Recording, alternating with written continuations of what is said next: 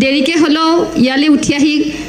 একেষাৰ ক'বলৈ দিয়াৰ কাৰণে মই বৰষাক অকণো বেয়া পোৱা নাই আগত আছিলে নৱপ্ৰজন্ম আমিতো নৱপ্ৰজন্ম নহয় গতিকে আমি পিছত পৰিম বুলি ভাবিছোৱেই গতিকে শেষত আহিবলৈ পাই আমি বেয়া পোৱা নাই আৰু এটা কথা মানে যেতিয়া আমি বৰষাই কৈছে নলবাৰীত যেতিয়া নাটক এখন কৰিবলৈ গৈছিলোঁ অৰূপ মজুমদাৰৰ এতিয়া বৰষাই তাৰ পৰা উঠি আহি পেলাই মোৰ তেতিয়াই ফোন নাম্বাৰটো লৈছিলে আৰু তাৰপিছতো ৰঙাতাপৰ ফোন কৰোঁতে আপুনি কি ক'লে মই ফোন কৰিছোঁ বাইদেউ মোৰ কথা এটা আছিল আপোনালৈ মোৰো জানা গুড নিউজ এটা আছে মই হ'ল এইটো বয়সত আপুনি গুড নিউজ দিবলৈ ওলালে যে হে পাগলী সেইটো গুড নিউজ নহয় বেলেগ এটা গুড নিউজ বাৰু যিয়েই নহওক মই আচলতে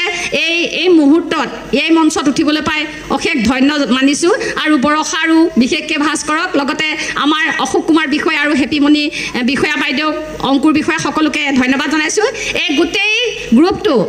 সকলোৰে প্ৰচেষ্টাত এই যৌৱনে আমনি কৰে টুখন এখন জাকত জিলিকা একে